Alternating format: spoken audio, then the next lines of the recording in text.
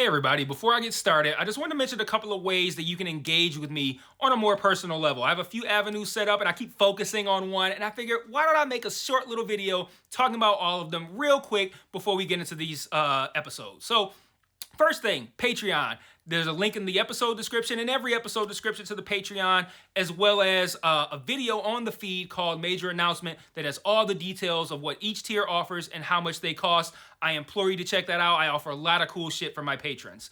Second thing, the Discord channel. There's also a Discord link in the episode description and in every episode description. I have multiple channels set up there for each show that I'm covering, and it's a great way to just engage with me. I have a channel set up for MMA talk as well. I'm a big MMA fan, so if you're an MMA fan, you can check that out as well. There's a link to the Discord in the episode description. And then lastly, the Facebook and Twitter. Social media. Follow me on there. I post news on there. When I say news, I mean like, hey, I'm stopping covering this show. Hey, I'm starting covering this show. Let me know what you think about this. I do live watches of things on Facebook where like I'll check in and say, I'm watching so-and-so show. And then I'll like live comment while I'm watching it. And that'll be cool if maybe you watch that show too and you want to watch along with me, or you're watching it later and you will see my thoughts, which are usually pretty entertaining because I'm usually pretty high when I'm writing them. So check out all those links in each episode description, and let's talk about this episode. Peace. One mic. Yeah. All I need is one mic. Yeah. All I need is one mic. Hey everybody, welcome back to One Mic, and today I'm here to talk about Season 1, Episode 7 of FX's Shogun, entitled A Stick of Time. I was hoping for a more dynamic explanation for the title, but it did ultimately seem to just be essentially like the objectification of the concept of a moment of time. Which Madame Gin, that's the older lady who runs the Willow World, ladies of the Willow World, yeah, the Willow World, I don't want to call it whorehouse. There's a, what's the word I'm looking for? You guys know what I'm talking about. But that's the lady who runs it. She gets with Toranaga in a scene that I look forward to talking about a little bit later. Man, look, this is 3 really, really strong episodes in a row. This show has absolutely found its footing. The issues I had with the first couple episodes they're gone. Scenes of Blackthorn being a buffoon, gone. Bad action sequences like that weird boat race thing that from episode 1 that was poorly filmed and didn't make much sense, gone. Convoluted or clunky storytelling or weird narrative choices, gone. What we're left with now is a show that knows exactly what it's doing and exactly where it's going. We're getting outstanding character work from both the writing and from the actors themselves. The narrative is tight. This show's really rolling right now. Also, looking back, this show also needed a larger than normal amount of world building and setup time, because look at how complicated this entire situation is.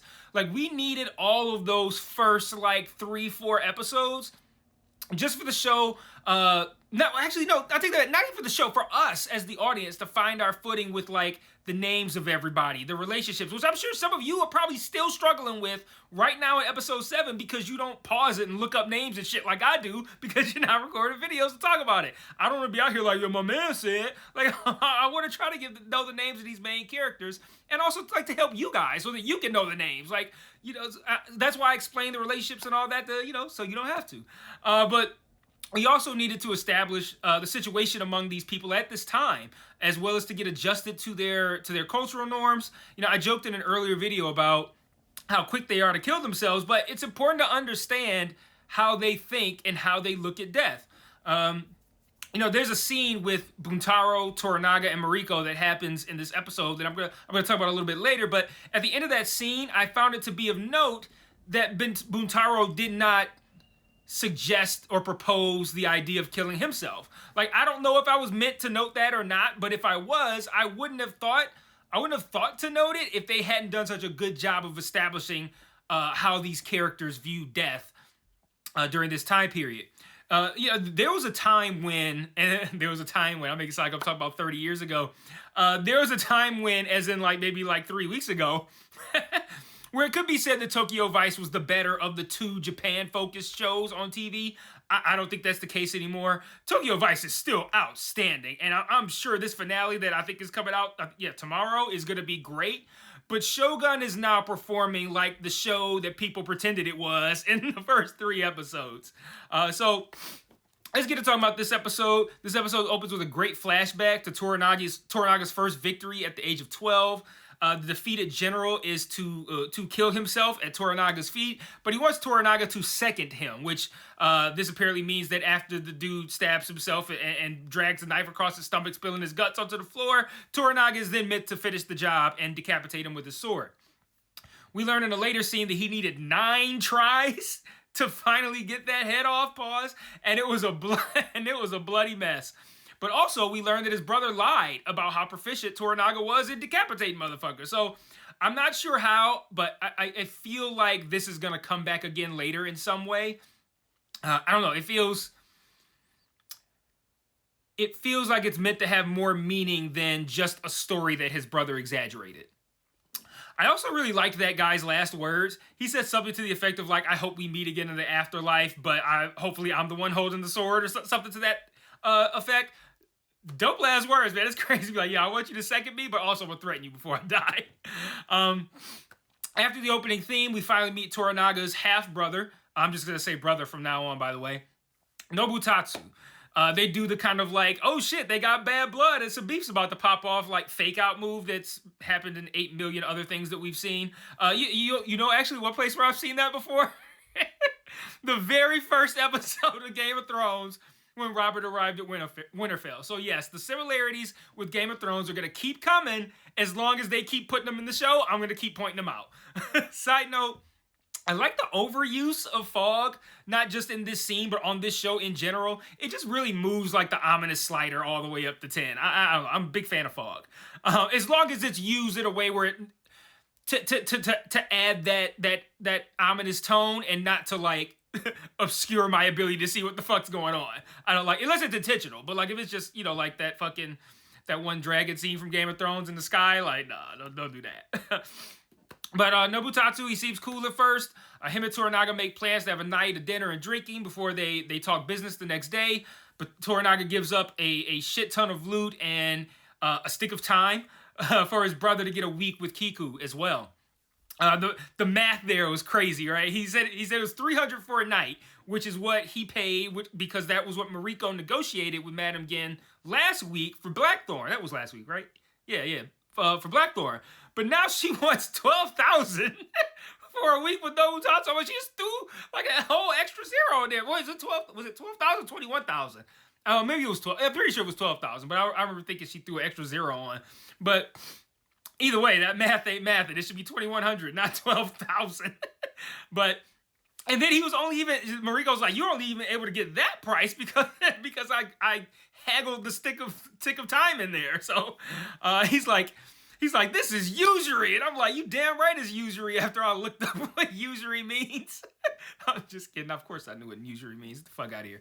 But at dinner, in addition to embarrassing Toranaga with stories, it actually, let me take a brief moment here to talk about the importance of world building.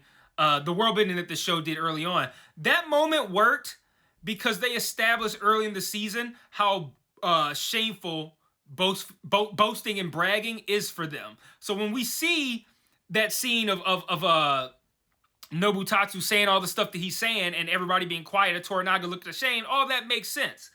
And not only is he embarrassing Toranaga by boasting about him, but we also learned the shit that he's saying was exaggerated anyway, which has to make the embarrassment 10 times worse and Toranaga 10 times more irritated. But again, I don't know that if they don't establish... I'm sorry. I'm putting the wrong inflection on my words here. I don't know that if they don't establish the cultural piece earlier in the season. But anyway, back to the dinner. After embarrassing Toranaga with these stories, Nobutatsu wants to hurry up and get to whatever proposal Toranaga has for requesting the assistance of his army. Now, if you recall last week, I said that I suspected Yabushiga and Omi would give Ishido a heads up on Crimson Sky. So I really enjoyed having my expectations subverted here, with Ishido actually being a step ahead of Toranaga and getting to his brother first before he could.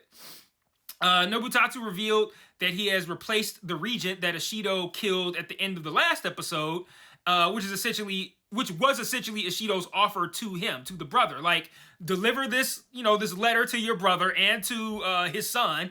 He'll let you through. You're his brother. He's probably gonna seek you out anyway. Bring him to me, and I'll make you the 5th regent. It's a master stroke on Ishido's part, or is it? Like, that's kind of what I really liked about this episode. There's a lot of like, or is it, going on here. I want to go back to the episode title and talk about the stick of time that Madame Gin had with Toranaga. She seemed to request something of like, it was like a safe haven for women, like a like a union, like a union for whores, women of the night. But more importantly, she implies that Toranaga has allowed all of this to happen by pointing out how unlikely it is for someone of his stature and his ability and his reputation to get caught with his pants down like this. And Toranaga's looking at her with this kind of like impressed look on his face for arriving at this conclusion that he might have been planned. He might have planned all this, but then he doesn't directly deny it, but he does what is the equivalent of a denial without denying it. He says something like, "Do you think I put myself in this position willfully?" That is not saying you're wrong. That is I don't know. To me, it sounds like I came away from that scene thinking that she was correct in assuming that this was part of his plan, and that his like, "Do you think I put myself in this position willfully?" was like him trying to deny it but not denying it. And he looked way too impressed while she was presenting this theory. And I also thought that she was going to propose like essentially serving up the brother to him, which I don't know that wasn't the case. Maybe Nagakado was there at the end. Of course we're going to talk about Nagakado at the end, but like maybe Nagakado was there maybe at the behest of Madame Gin. I do think that she's the one that let him in, but let me stop. So we'll get there when we get there. But he asked, do you think I put myself in this position willfully? To which I would like to answer, yes, Toranaga, I think that you would do that. It's been talked about how brilliant he is at maneuvering and at strategizing. And as soon as he was given the option to be taken back to Osaka with his brother and his army, my immediate thought was that he should agree to it. Like, yes, say that you're willing to go back. Because at worst, he has an army escorting him right to Ishido in Osaka, and time to come up with a plan that he likely already has anyway during the commute to get there. And that's worst case scenario. Best case scenario, he has time to convince his brother to turn on Ishido altogether by making a better offer. And now Ishido has Toranaga and Nobutatsu's armies at his gate. And basically the option here, you surrounded. That's it. And the brother says something to the effect of like, if you give me, he mentioned like some city or village or whatever, maybe he can offer something better. And I still feel like that. I felt like that was what was going to happen until the end of the episode. But again, we'll get there when we get there. So yes, Toranaga, I do think that you would allow this to happen. And I love this scene because what do I always say about Succession is that it challenges you and it forces you to read between the lines. And I think that's what's happening here. Here's what makes it tricky. That ending. At the end of the episode, it's the night before they're to return to Osaka. Nobutatsu is, he clapping Kiku's cheeks, just going off while she chokes him with, I was going to say a necktie, but I don't think, I thought it was a necktie, but some long piece of fabric, like a scarf or something like that. She says she has some special tools, and I'm assuming she goes to get the special tools, but she lets Nagakado in. Nagakado and others, they come in to kill Nobutatsu, who's literally caught with his pants down, assuming that Toranaga has given up. But just as Nagakado is about to deliver the death blow, he slips on the wet rocks and cracks his skull wide open and dies. I love this scene too because this motherfucker has been so anxious to have a glorious death, and this is his end. And Nobutatsu says it like there's no honor in this or no glory in this. Busted his head on some wet rocks at the whorehouse. Like, that's how you go out, bro? Like, I really wish I could remember the word I'm thinking of. I keep wanting to say bordello, but that's not it. I can't remember the word that I'm trying to, the nice word for like a whorehouse. But this changes what I expected to happen and what I think Toranaga's plan was, because I feel like now he's either going to be grieving his son or killing his brother or both. There's a part of me that is so sure of Toranaga allowing this to happen and having a plan that I almost want to look up whether or not Nagakado dies in this fashion in the book. Like, this almost seems like a show curveball, because that's how certain I am that he had a plan going back. But it's not important whether I'm not right or wrong. This is just me shooting the shit with you guys.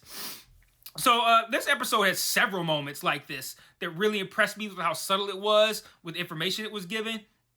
Really slick storytelling took place in this episode, guys. I mean, man, great one. Great episode. Another example is how they're moving the Buntaro, Mariko, Blackthorn love triangle storyline. That was getting really good too, man. And think about where I was in episode 1. And granted, I don't change the fact that I thought that they rushed Blackthorn and Mariko along. I didn't buy them two having sex after he just talked about how he doesn't just pillow around. Like I still think that those were weird choices. I didn't buy the relationship. But now we're in episode 7 and I have no choice but to buy it now. It's been going on all this time. But it's now getting good. So going back to Madame Gen, who was quietly busy in this episode, she has a conversation with Omi, who has come to see Kiku. You remember Omi, Yabushiga's nephew, also dating Kiku. Kiku's like the main prostitute at the Willow World. When she tells him about the week that Kiku has planned now with Nobutatsu, Omi gets into slandering Blackthorn and all this kind of shit. And Jin tells him that Blackthorn seemed to have his interest elsewhere that night with Kiku. And I like this subtle planting of the idea of Blackthorn and Mariko into Omi's head, especially since I'm already suspicious of Gen and Kiku anyway. I really believe they're both playing some sort of long game here, and we've already learned on the show that some of these women in this that are major players right now in their history have kind of like hit rock bottom and kind of like built their way back up. Like, women have been able to persevere. They've been shown to be strong consistently. We're going to talk about a good scene with Fuji in a little bit. And it tracks that these two could be cunning enough to essentially have fallen down to a certain status, and they become, the best the whores in what's it, Ajiro, whatever city they're at, and they work their way back on top. No pun intended. We see this manipulation at play when Omi brings up Mariko's. What he says to Butaro, he says something like, "You must feel a way about Mariko's service to Blackthorn," and Butaro corrects him like it's her service to Toranaga, man. And again, without the world building, we wouldn't know that Butaro is jealous, but we know that because they already set that up. So we know that comment had to have gotten under his skin. So it's no surprise when Butaro pulls out the sword on Blackthorn during his little sparring session with Yabushiga, which, again, did that not remind you of when Jamie was sparring with Brian after he first got that gold hand and he was trying to learn how to use his sword with his left? I'm telling you guys, the Game of Thrones callbacks keep coming, and I'm going to keep pointing them out.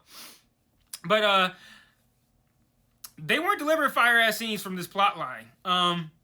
Butaro goes to Toranaga and requests to kill Blackthorn, and Toranaga is like, if you accuse him of lusting after your wife, then that means you're also accusing Mariko of seducing him.